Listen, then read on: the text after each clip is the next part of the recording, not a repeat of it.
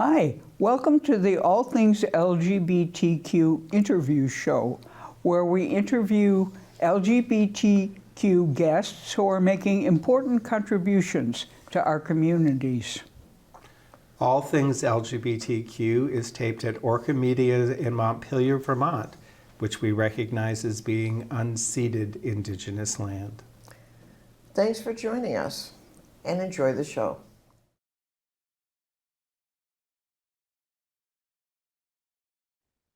Hi, everybody. I'm here with Sam Kann. It's pronounced Kann, It's right? Can, yeah. Who's the programmer at the Green Mountain Film Festival. Actually, you're the festival programmer, and that's very distinguished. We'll talk a little about that. But before we get into what we want to talk about, let's hear a little about you. If you don't mind, I'll read your bio. You're an artist and programmer working across dance and film. Most recently, you directed a music video for Maria BC's single Lacuna and produced the music video for Lucy Dacus's Night Shift. I love Lucy Dacus. Your previous work has been shown at the Flynn, the Provincetown Film Festival, which I also love. We were able to go last summer, and we're going to go again, and Middlebury College, as well as DIY venues and non-traditional spaces, including the Off Center, Life World, and various parking lots around New England. You founded the Plex Arts Festival, a multidisciplinary arts event in Burlington, and you've been the programmer at GMFF since 2023. So welcome, Sam. Wow, no one's ever read my bio to me before. It's like it feels good actually. It's like it's like, oh, I did do that. It's very impressive. Yeah. And it's a problem. The festival programmer is sometimes, I mean, you've been doing some media spots, but the festival programmer is sometimes in the background. That's no good. So we'll have to start with the Green Mountain Film Festival because we want to promote that. That's going to be next weekend. So tell us a little about it if you would. Yeah. So the Green Mountain Film Festival, this is the 25th year that it's happened in downtown Montpelier. So it's a really exciting and important year. The festival has its long history, started in 1997 and then ran until 2019 when there was a pause during the pandemic. Can you hear me okay? A little bit, if you could speak up A little louder. Yeah. Can you hear me? Yeah. Yeah, okay, great. And I joined as the festival programmer in 2024. So this is my third year in the role. The festival runs out of the Savoy Theater and the Capitol Theater, and we're running for 4 days. So from March 12th through March 15th, coming right up. And we show feature films, we show short films, we show fiction films, documentaries, experimental films. We have some animated films. And it's a real international festival. So I'd say the focus is on international films and on small independent US films. What are the festival showcase films and how did you select them? Yeah, so our opening night film is called The Scout. It premiered at the Tribeca Film Festival this summer, and it is about a location scout who's the person on a film set who goes to different potential sets. So goes to people's apartments and offices and sees if they might work for what the movie is where the movie's trying to shoot.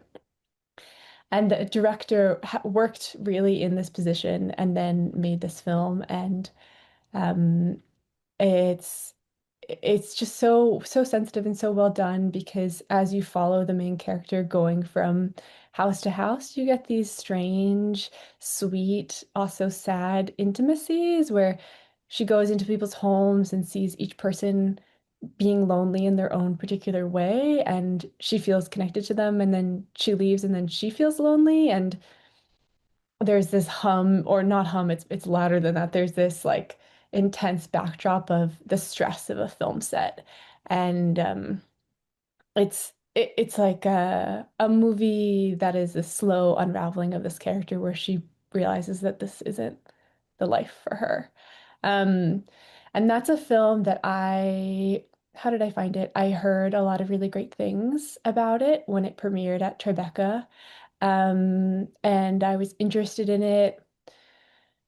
I think I was interested in it because the uh, well, I guess it's actually pretty personal in that I worked on film sets for a few years right after I graduated from college, and I think I know that kind of loneliness, and I really gravitated towards it um as someone who worked on movies and then went to make her own film. I found that really exciting and inspiring, and often when you're working on film sets, it's not a really creative space or your creativity generally isn't super encouraged.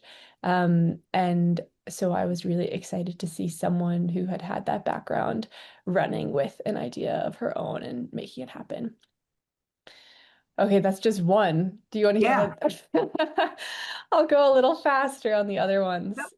Well, I'm interested in the other one too. I have to confess, I bought a package of five, and the second one is one of my chosen five, although it was really hard to choose only five. Yeah, I mean, I'm biased, but I do think we have a particularly strong slate of films this year. The closing night film is called Cutting Through Rocks.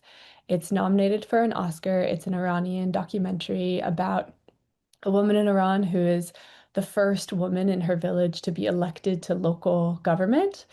And it's just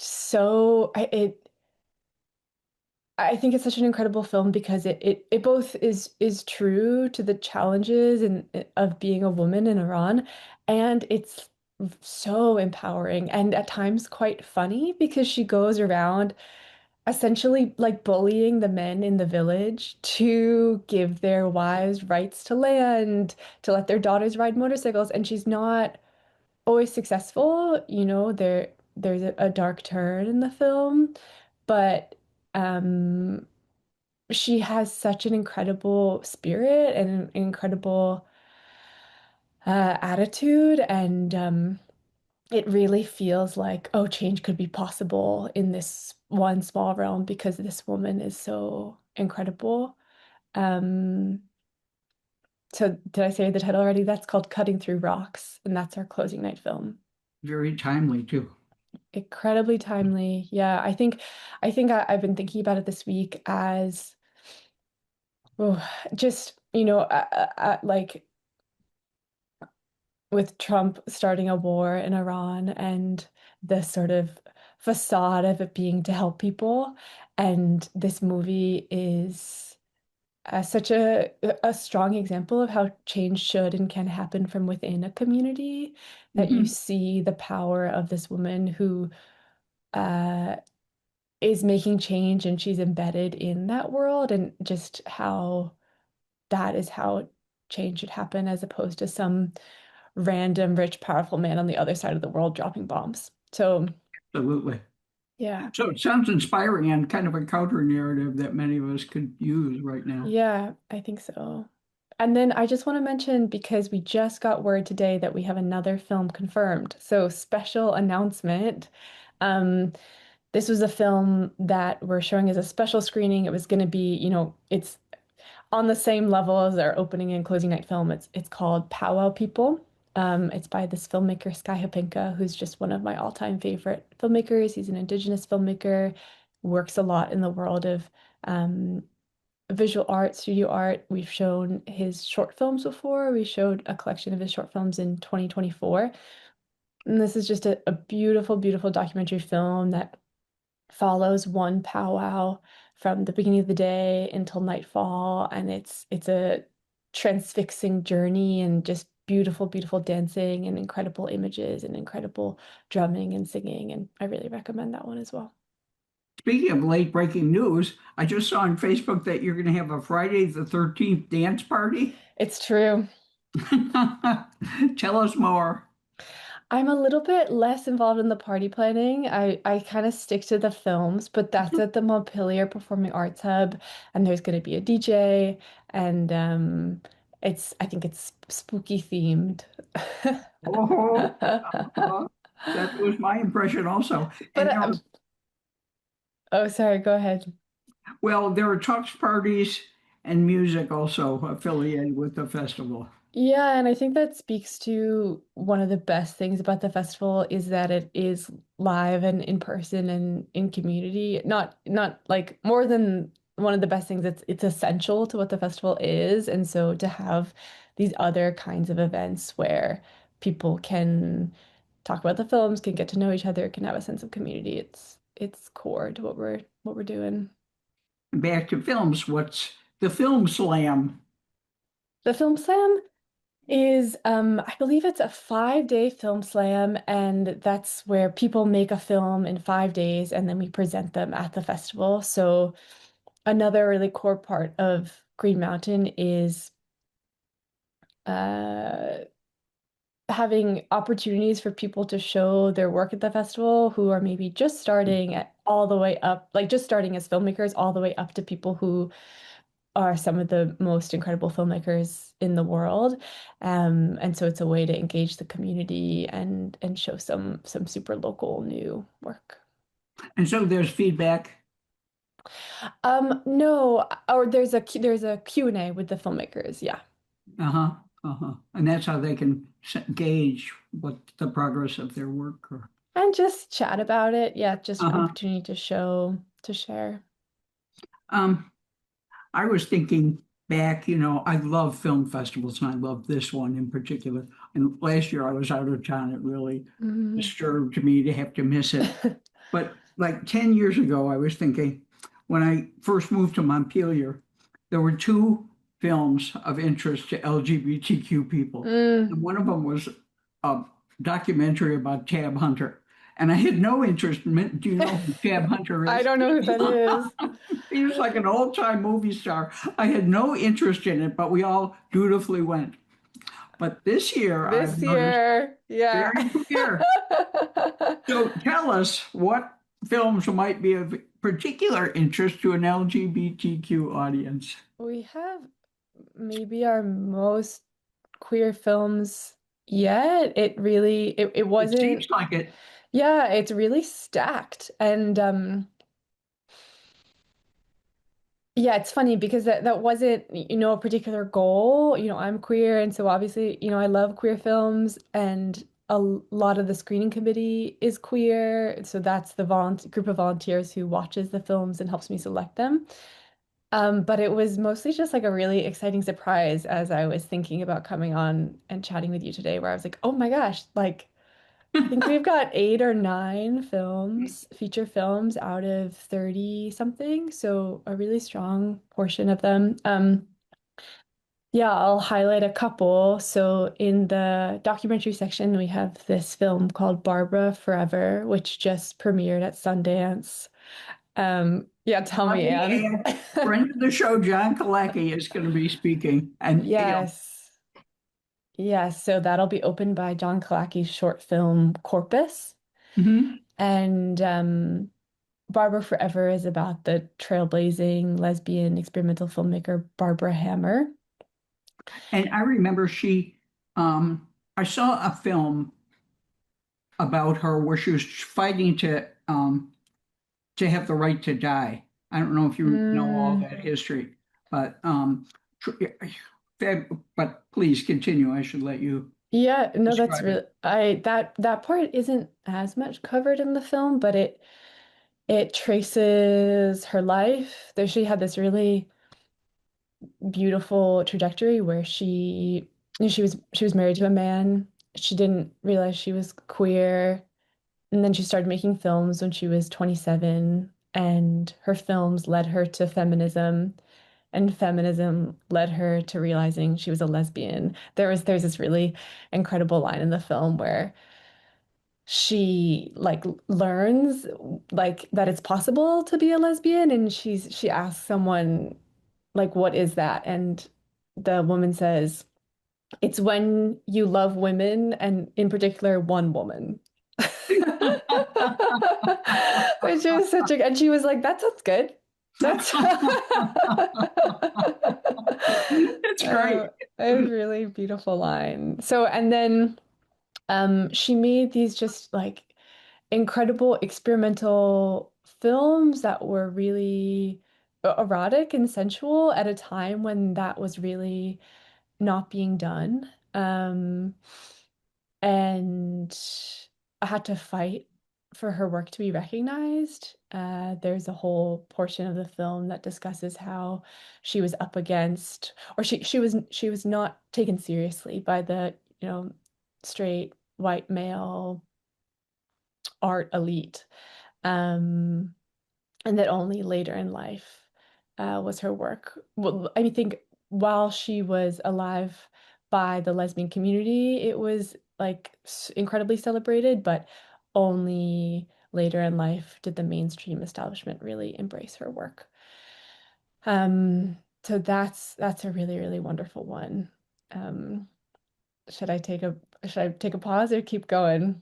No, please keep going. By hook or by crook? By hook or by crook, yeah. So we're doing every year we do some restorations, so older films that have had like updates to the image, so color, resolution updates. And this year, both films were it's under the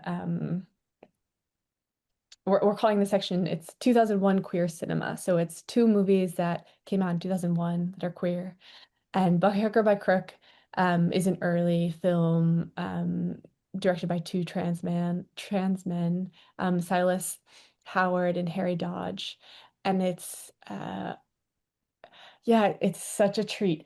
It's very low budget, and it is, I think, so special because it both shows the joy and playfulness of the queer experience and is very true to the real danger and violence and oppression of being a trans man.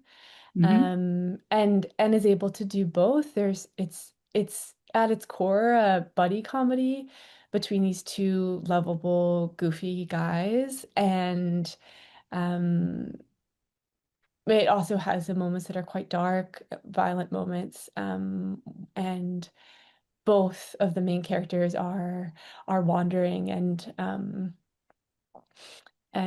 lonely and suffering in different ways. So it manages to do both. Um, yeah, really, really wonderful, wonderful film. And then also in that category, we've got this movie Gypsy 83, which is directed by Todd Stevens. And this was just a real a treat that I hadn't seen before. It reminds me a little bit of the filmmaking of Gregor Araki, but it's maybe a little bit more earnest. It follows this girl, Gypsy, who she's 24, she lives in Ohio, and she dreams of being a rock star. And she and her best friend, who's this like sweet 17-year-old goth gay boy, they decide to go on a road trip to New York City so that she can participate in the night of 1,000 Stevies, which is a Stevie Nicks um what is it, like cosplay competition. And it's really these two outsider kids from Ohio finding themselves along this road trip. So that one is also great.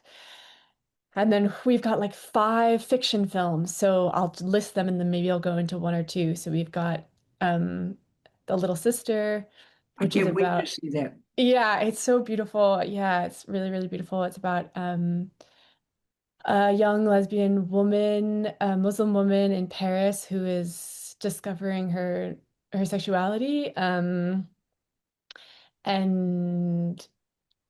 she's devoutly religious and trying to find her way in both her religion and her queerness.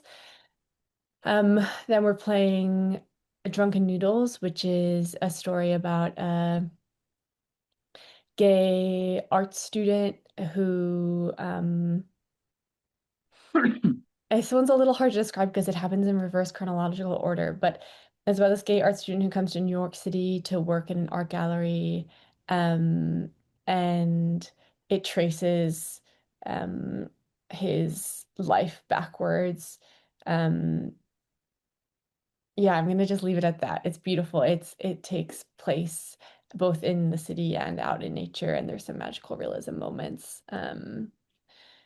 And then we've got I Only Rest in the Storm, which is a Portuguese film about an environmental engineer from Portugal who goes to Guinea-Bissau. And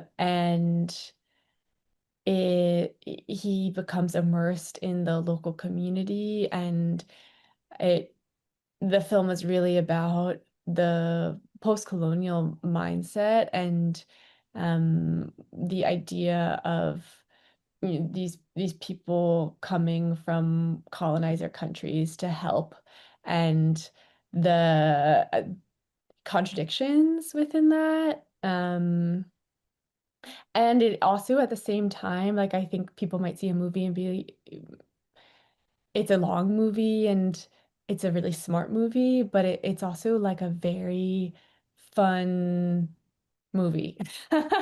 There's a lot of flirtation and love triangles and sexual tension and partying. So, and that Uh-huh. all is all kind of wrapped up in, um, yeah, in this discussion of post-colonialism.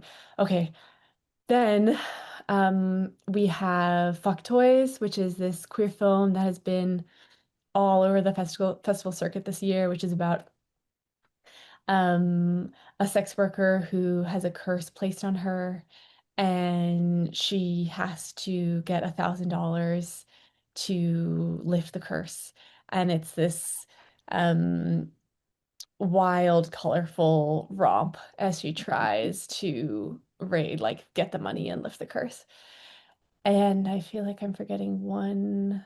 Oh, and then we have this film, Dreams and Nightmares, which is about a group of Black queer femmes who, That looks fabulous. I've signed up for yeah, that. good. Yeah, they go on a road trip to find their friend. So I think it's just so exciting to be able to, you're going back to what you said about in the past, the festival having one or two queer films, to be able to have such a wide array of representations of the queer experience, and to not have it be here's one movie that stands in for what every queer person Exactly. experience it. We have films that are both like The Little Sister, where someone is struggling to come out and struggling with their queerness, and we also have films like Dreams and Nightmares where they're just living their life, you Mhm. know Mhm. and the problem is not um the problem is not their queerness in society. They just are queer people who are doing things. So Exactly. yeah. Um, Let me ask you, do you go around to different film festivals to scout it out? Yeah, I How much do. fun is that? It is fun. It's helpful to see how, I mean, it's great just because then I get to see movies that maybe we would want to bring to Montpellier. And it's also really helpful to see how other film festivals do it, how other film festivals, what it feels like to be there, and what we could learn from other festivals. How did you get started in film festival work? Yeah, I really developed an interest in film festivals while I was a student at Middlebury College. I was a student programmer for what's called the Hirschfield Film Series, which is a film series that still happens.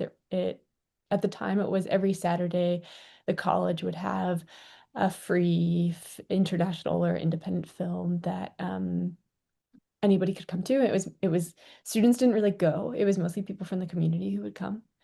Um, Did you and major in film studies? I majored in dance and film. Yeah.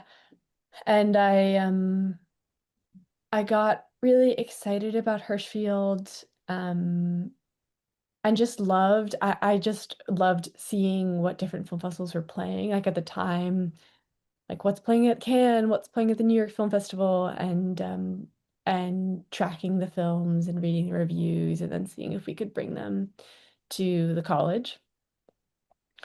So that was, I think, the origin. And that, yeah, just being a film lover and a film lover who is not always satisfied by mainstream films and has a real interest in international cinema, film festivals is really the place where um, I could find movies that I was really excited about. Yeah, And the other thing about them is the sense of community. Inevitably, I mean, people who yeah, don't know each other start discussing it in line, and yeah. I mean, it really does produce community in a really powerful and important way, I think. Yeah, and I think especially because it's become harder and harder to sustain movie theaters in a regular way. Yeah. Um, a lot of my event organizing, with the Plex Arts Festival in Burlington and other festivals I've organized can be a little bit easier to oh, balloons. That's unintentional. It can be a little easier to get people to come out for one weekend. Mhm. And it can feel like a real like revitalizing moment as opposed to it can be hard if it's spread out. Um, what is your role and main responsibilities as a festival programmer? Yeah, so um on the surface it's curating the films. Um, but there's a ton that goes on beneath that. So we uh, films come to us in two different ways. Anyone can submit a film to us through a platform called Film Freeway. Uh-huh. And then I also reach out for films to filmmakers or distributors, movies that I've seen at other festivals or that I've heard about. So there's a big research component to finding films that might be good options for us and then reaching out for them. And That's then I all on also, you? yeah. Wow. Oh, well, no, actually, that's not totally true because so I have a screening committee. That's a group of about 20 volunteers. This year, 20. 20, yeah. It's really sweet. And um, there are m most of the people who started on the screening committee in 2023, 2024 are still on the screening committee. So we have may like at least a dozen people who have been doing it with me all 3 years. And we have such little attrition, is that the word? Like so few Uh-huh. people leave. I think last year we had two people leave. And so we don't have a ton of new slots. And so the committee just gets bigger and bigger each year because I it's hard to say no. Um, but yeah, we have a screen committee, and because now so many of people on the screen committee have been doing it with me for many years, they also know the kind of films we're looking for. And so often members of the screening committee will send me lists like, here are the movies I'm excited about. Can we get links? Can we check them out? Which is really, it's exciting for me because I'm only one person. And so Yeah. if I have 20 people who are also looking out for movies that might be good fits, that just makes the programming better. And they're really dedicated. I mean, I So saw the dedicated. requirements of you have to be here for the holidays and, Yeah. 50 hours a week or whatever it is. I mean, you really have to commit to it. And that's very impressive too. Yeah, people are really committed, and I think it's so sweet. I think again it comes back to community in that we've really built up a community in the screening committee, Uh-huh. and it sort of feels like summer camp. Like when we come back in November after the summer, yeah, summer camp, but in the winter. When we come back in November, um everyone's so excited to see each other and even they're really what we're doing in the committee meetings is like having pretty heated debates. Like the movies that we want to talk about are the ones where somebody really loved it and somebody really hated it, and so I think you kind of need that basis of like we all like each other here, so it's okay that we're having different opinions about these films. So um are you the final arbiter? How do I you am the final resolve that? arbiter, which can feel a little tricky, but I think, the way I think about it is it's important that the whole program works cohesively as a unit. And so there kind of needs to be one person who's keeping an eye on that. Or really, I want the screening committee to just be saying, I love this movie or I don't like this movie, but not to be trying to strategize around the program as a whole. I want each film to be taken like standing on its own to give every movie um, like a fair shot. And then I kind of come in and think about how they can all work together. Um, so yeah, my role, so curating the films, but there's also this whole layer of logistics and like us emails. There's a lot of watching movies, but it's also um thinking of creating the schedule, thinking about what film is going to play at what time, with the screening committee writing the blurbs about the films, seeing what filmmakers can come to the festival, and then the literal getting the files into the theater. I feel like that's something that I'd never thought about as a big part of a film festival, and it's kind of boring, so I don't want to go into Well, it. But there is this whole like piece that's normally a movie theater is playing one or a handful of movies over the course of a week or many weeks. And we're playing, if you can include the shorts, it's like 45 different films over the course of 4 days. So there's wow. a whole piece, and this isn't usually the programmer, but because we're a small festival, it comes under my domain. That's getting all the files, downloading them in all the theaters, making sure they play correctly, and all keeping track of all that kind of stuff too. Wow. That's impressive. Thanks, Anne. I'm just in it right now, so I'm like, you guys have to know it's a lot of work. So who's your target audience? Hmm. I think I think I really strive to have it be very broad. I don't think about a target audience other than um both the Central Vermont community and the filmmaking community. Um, so I mean, I guess that is a target audience. I guess I don't think of it as a target audience as far as like age or gender or race. I think that my goal is for there to be something for everyone at the festival, no matter what background they're coming from. But I am being really intentional as I think about the Central Vermont community and I think about the filmmaking community and how to both play films that people are going to love, um, and are going to be new and exciting and different. Um, yeah. Tell us about the filmmaking community in Vermont. It seems really vibrant. I mean, I'm not a filmmaker, but a lot of people are doing a lot of exciting stuff. Is that your sense? Y- Yeah,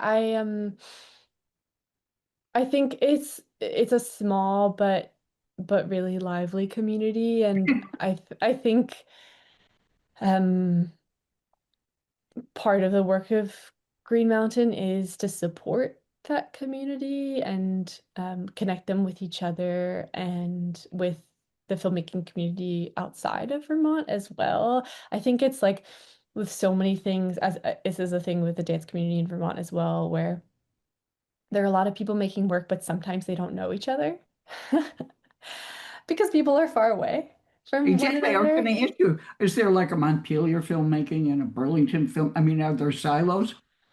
Um, I think, I know filmmakers who are all over the state, and there are organizations that are doing really wonderful work connecting people, like the Vermont Production Collective and the Mothership Monthly Film Festival in Burlington, and JAM and the White River Indie Film Festival and White River Junction. Um, so I think there are kind of different organizing bodies. Um, But with Green Mountain, we really bring in filmmakers from all over the state. We always have, or for the past 3 years, we've played a block of films curated from the Mothership Monthly Film Festival, which is this monthly film festival in Burlington, and we've got um we've got a Vermont Shorts block, and in that block we have two filmmakers from Burlington and two filmmakers from Southern Vermont, actually. And then we're playing a feature film called uh, Prickly Mountain in My Design Build Life, which is by the filmmaker Ali Rude, who grew up and lives in the Mad River Valley. So Green Mountain is it's going all over the state. That's great. Yeah. Um, so what keeps you up at night as an organizer? Wow. Ooh. Oh, I mean, there's what literally keeps me up at night, which is like, Overtired, overexhaustion? I mean, tired. I think often I'm really focused on wanting to mm, give the films as much um, respect as or care for them as much as I know the filmmakers cared for them when they were making them. So sometimes that ends up being me stressed about like a typo in the program talking about one particular film. It's I do know. really wanting the filmmakers and the films to be um to have a wonderful presentation and for people to be proud to play at the Green Mountain Film Festival and for them to know that if they do, it's gonna be screened beautifully and people are gonna come and people are gonna talk about the films because, you know, they're they're bigger film festivals out there. They're film festivals that are gonna have marketing that it's gonna more easily put the films on the map. But I think what we can really offer is a community that's gonna come out and love the films and engage with the filmmakers and I feel like my role is to be really intentional and thoughtful about making sure the films are seen in the best possible light. Um, where do you see how do you see the festival evolving in the next 3 to 5 years? Wow. Can you think that far ahead? Or is it one festival, Yeah. 1 year at a time? Well, it's interesting. I think, because I myself am a filmmaker in the filmmaking community, and so I think there's I think Green Mountain is really special in that there are festivals often that are for the film industry and there are festivals that are for the communities that they're in. And my goal for Green Mountain is that it can be both, that it can be um as I'm programming, I'm thinking about the Central Vermont community and I'm thinking about the Vermont filmmaking community and I'm thinking about the filmmaking community outside of Vermont. So I think my vision of the festival going forward is how can I do both of those things even better? What does that look like? This year we have our first ever world premiere, which is really exciting, and that feels like it is involving us more with the filmmaking community because um, we're showing a film it makes us as a festival have more of a place in the filmmaking ecosystem if we're the first one who is bringing a film to the world. Um, and I don't want to sacrifice um, that it's a community festival and that maybe not everybody in Montpelier wants to watch um, like low budget indie cinema, even though I do. So there's this balance there. There are certain festivals that I admire that really feel like they're for the indie filmmaking community. There's a film festival in Baltimore called New Next that has emerged around the same time as um, Green Mountain has come back, and that emerged out of the Maryland Film Festival. And I think they're doing really, really incredible work. Playing a lot of emerging filmmakers' work, providing a platform for people who don't have as much money or institutional support. Um, so I look to them as as an exciting example. Yeah, that was kind of a winding answer, but even No, it's more, important. yeah, even more for the Montpelier community and even more for the filmmaking community, and how can we do both at the same time? Very interesting. So film festivals that are dedicated toward filmmakers, and like what about the big commercial The film big festivals commercial, it's like wild. Sundance, Yeah, like I went to Sundance Cannes? a few years ago, and it's all every, I mean, no shade to Sundance, but it's all for filmmakers flying in from New York and LA. And I mean, there's some presence of people from Utah, but they don't have a Utah shorts block. The festival is moving this year I know, to from Colorado. Park City to Boulder. So like I was thinking about this the other day as well. Like you could never take Green Mountain out of Montpelier. That would be so like the root of the festival, the life, the core is Montpelier, and that's what makes it so special. Um, Unlike, a festival like Sundance where they're just plop it. I've heard another kind of big festival, someone who works for it says like, oh, we just rent out the town. And like that's not what Green Mountain is, where Uh, it's so yeah, when I've gone to bigger festivals, it's been exciting and I've really admired the films. And it's always left me with a bit of a strange feeling because um yeah, I'm interested in festivals that are really tied into the places that they're happening. mhm, mhm. We're getting to the end of the Oh interview. wow. This has Okay, been it's great. flown by. I'm just chatting, chatting, chatting. Tell me, are there any concluding remarks, last words as we draw to a close that you want to leave our audience Concluding with? remarks. Um, Well, something that I've discovered as I've been talking about the festival, which I didn't realize, is that there are a bunch of films about loneliness. I mentioned this in the WCX interview as well, I think. Um, and there's something really exciting to me about having these films like The Scout or The Little Sister, that are people navigating the world on their own and struggling. And there's something really beautiful to me about how an event like a film festival can be the opposite of that and can be an opportunity for people to really gather and feel a sense of broad community and exchange ideas and be a little bit less alone. So come. So go to the festival, Go to the get your festival, be tickets. happy, feel things. Sam Kann, thank you for joining us. This has been Thanks, fun. Anne.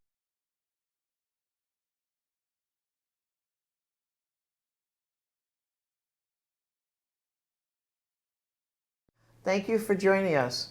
And until next time, remember, resist.